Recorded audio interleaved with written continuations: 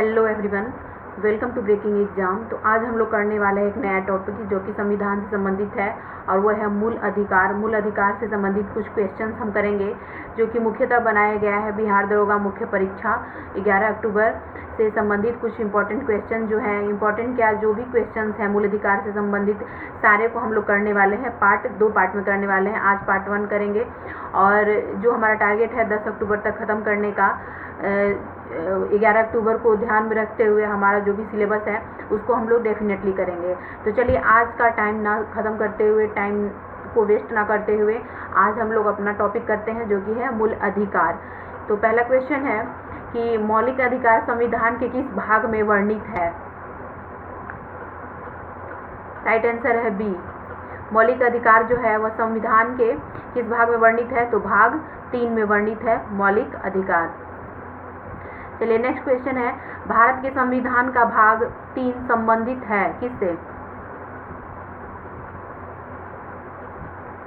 सही आंसर है सी, मूल अधिकारों से। मूल अधिकारों से संबंधित है भारत के संविधान का भाग 3। नेक्स्ट क्वेश्चन है, मूल अधिकार को सर्वप्रथम किस देश में संवैधानिक मान्यता प्रदान की गई? राइट आंसर है बी, संयुक्त राज्य अमेरिका में मूल अधिकारों को सर्वप्रथम संवैधानिक मान्यता प्रदान की गई। भारतीय नागरिकों के मौलिक अधिकारों का वर्णन है ए, संविधान के अनुच्छेद 12 से 35 तक। डॉक्टर भीमराव अंबेडकर ने भारतीय संविधान के किस भाग को सर्वाधिक आलोकित भाग कहा है? सी, भाग 3 को डॉक्टर भीमराव अंबेडकर ने सर्वाधिक आलोकित भाग कहा है। मूल अधिकार मूल कहलाते हैं क्योंकि वह मानव के प्राकृतिक और अप्रतिदेय अधिकार हैं, इस वजह से इनको मूल अधिकार कहा जाता है। नेक्स्ट है, भारतीय संविधान के भाग 3 में कुल कितने अनुच्छेदों में मूल अधिकारों का वर्णन है? डी, 24। यानी कि 24 जो भाग 3 में कुल जो 24 अनुच्छेद हैं उनमें मूल अधिकारों का वर्णन किया गया है। नेक्स्ट है, प्रारंभ में कितने मौलिक अधिकार दिए गए थे?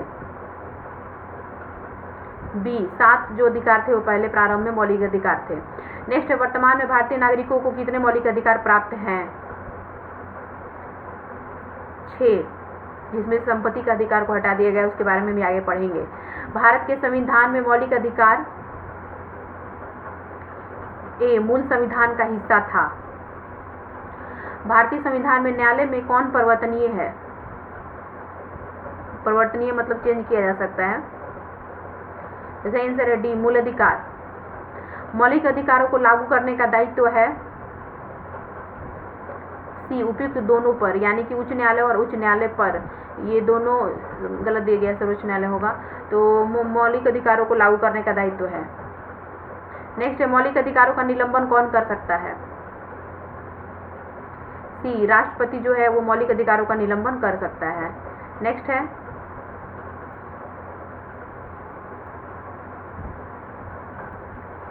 नेक्स्ट क्वेश्चन देखते हैं, मौलिक अधिकारों के बारे में सुनवाई करने का अधिकार निम्न को प्रदान किया जाता है। सही आंसर क्या होगा?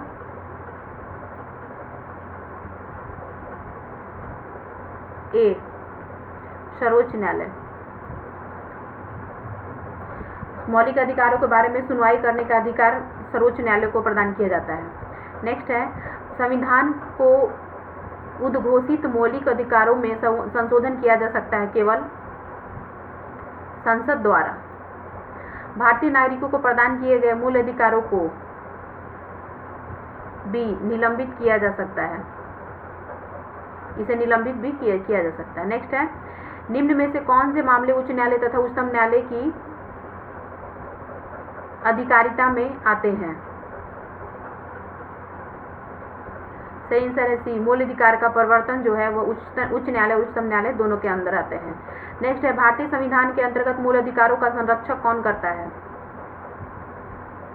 सी, न्यायपालिका जो है वो भारतीय संविधान के अंतर्गत मूल अधिकारों का संरक्षण करती है। नेक्स्ट है, मौलिक अधिकारों के निलंबन का आदेश कौन दे सकता है? डी, राष्ट्रपति। मूल अधिकारों पर आवश्यक प्रतिबंध लगाने का अधिकार किसको है? संसद को। मौलिक अधिकारों का मुख्य उद्देश्य है व्यक्तिगत स्वतंत्रता को सुनिश्चित करना। मूल अधिकारों को प्रवर्तित करने की शक्ति प्राप्त है उच्चतम व उच्च न्यायालय को। भारतीय संविधान में प्रदत्त मूलभूत अधिकारों को निलंबित करने वाली सत्ता है राष्ट्रपति। भारत में मौलिक अधिकारों के संबंध में निम्न वक्तव्यों पर विचार कीजिए। यह राज्यकृति के विरुद्ध एक गारंटी है। यह संविधान के भाग 3 में सूचित है। यह सामाजिक, आर्थिक और राजनीतिक न्याय सुनिश्चित करता है। यह यूएसएम अधिकारों के बिल की भांति नहीं है। कौन सा सही है? सही आंसर होगा ए, 1 या 2, यानी कि मौलिक अधिकार जो है वह राज्य या कृति के विरुद्ध एक गारंटी है और यह संविधान के भाग 3 में सूचित है। नेक्स्ट है समानता का अधिकार भारतीय संविधान के किन 5 अनुच्छेदों में दिया गया है? राइट आंसर सी, 14 से 18 में समानता का अधिकार दिया गया है। भारतीय संविधान के निम्न अनुच्छेदों में से कौन विधायन सत्ता पर नियंत्रण करता है? सही आंसर है ए, अनुच्छेद 14। अनुच्छेद 14 जो है वह सत्ता पर नियंत्रण करता है। नेक्स्ट है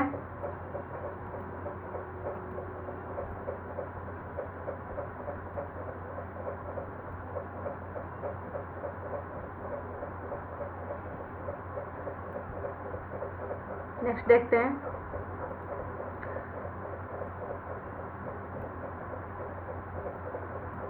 भारतीय संविधान की प्रस्तावना में प्रयुक्त समाजवाद शब्द को निम्न में से किस अनुच्छेद या अनुच्छेदों के साथ मिलाकर पढ़ने से सर्वोच्च न्यायालय को समान कार्य के लिए समान वेतन का मौलिक अधिकार परिभाषित करने की शक्ति प्राप्त हुई है? सी, अनुच्छेद 14, 15 व 16 में यह समान काम समान वेतन का दिया गया है। 14, 15, 16। संविधान के किस अनुच्छेद में कानून का समान संरक्षण प्रावधानित है? सी, अनुच्छेद 14, जो कि समानता का अधिकार से संबंधित है, तो इसमें कानून का समान संरक्षण प्रावधानित है। भारतीय संविधान का कौन सा अनुच्छेद छुआछूत उन्मूलन से संबंधित है? सी, अनुच्छेद 17 जो है वह छुआछूत यानी कि अस्पृश्यता उन्मूलन से संबंधित है। निम्नलिखित में से भारतीय संविधान के कौन से अनुच्छेद में किसी भी रूप में अस्पृश्यता निषेध के लिए प्रावधान है? आंसर है बी, अनुच्छेद 17। समानता का अधिकार भारतीयों के लिए सुनिश्चित करता है उपयुक्त सभी, यानी कि धार्मिक समानता, आर्थिक समानता और सामाजिक समानता। संविधान के किस अनुच्छेद के प्रावधान के अंतर्गत भारत सरकार द्वारा भारत रत्न, पद्म विभूषण आदि अलंकरण प्रदान किए जाते हैं? आंसर है बी, अनुच्छेद 18 के अंतर्गत किया जाता है। 1995 में पारित अस्पृश्यता अपराध अधिनियम को वर्तमान में किस नाम से जाना जाता है? डी, सिविल अधिकार संरक्षण अधिनियम के नाम से जाना जाता है। धर्म के आधार पर विभेद का प्रतिषेध भारत के संविधान का अनुच्छेद 15 एक मूल अधिकार है जिसे किसके अधीन वर्गीकृत किया जाएगा? डी, समता का अधिकार के अंतर्गत। निम्न अनुच्छेदों में से कौन भिन्न वर्ग में आता है? डी, अनुच्छेद 19 जो है वह भिन्न वर्ग में आता है। 14, 15, 16 हमने पहले बात की थी। नेक्स्ट है संविधान के अनुच्छेद 26 में धार्मिक कार्यों के प्रबंध की स्वतंत्रता पर क्या प्रतिबंध लगाया गया है? सही आंसर होगा डी, यानी कि लोक व्यवस्था, ये देख लीजिए, लोक व्यवस्था, इसके साथ ही सदाचार व स्वास्थ्य, यह जो है तीनों पे धार्मिक कार्यों के प्रबंध की स्वतंत्रता पर प्रतिबंध लगाया गया है। सदाचार, लोक व्यवस्था व स्वास्थ्य, अनुच्छेद 26 में। चेन्नई राज्य बनाम चपकम दुरायजराजन मुकदमे में भारतीय सर्वोच्च न्यायालय के निर्णय के परिणाम स्वरूप निम्न में से किस मौलिक अधिकार को संशोधित किया गया? बी, भेदभाव के विरुद्ध अधिकार को। भारत में समाचार पत्रों का स्वातंत्र्य क्या है? सही आंसर होगा ए, संविधान के अनुच्छेद 19 क यानी कि 19(1) क में विशेष रूप से उपबंधित है। नेक्स्ट है, चलिए देखते हैं नेक्स्ट। भारत में संविधान स्पष्टतः प्रेस की आज़ादी की व्यवस्था नहीं करता, किंतु यह आज़ादी अंतर्निहित है। अनुच्छेद अभी पढ़ा था हमने, बताइए। सही आंसर होगा अनुच्छेद 1 या क बोल सकते हैं। स्वतंत्रता के मूल अधिकार से संबंधित संविधान के अनुच्छेद 19 के अंतर्गत कितने प्रकार की स्वतंत्रताएं प्रत्याभूत हैं? सी, यानी कि 6 प्रकार की स्वतंत्रताएं। नेक्स्ट है, स्वतंत्रता का अधिकार संविधान के किन अनुच्छेदों में वर्णित है? अनुच्छेद 19 से 22। अनुच्छेद 19 में वर्णित स्वतंत्रताएं निम्नलिखित में से किसको प्राप्त हैं? सी, केवल भारतीय नागरिकों को। भारतीय संविधान का अनुच्छेद 21 निम्न में से किसके विरुद्ध संरक्षण प्रदान करता है?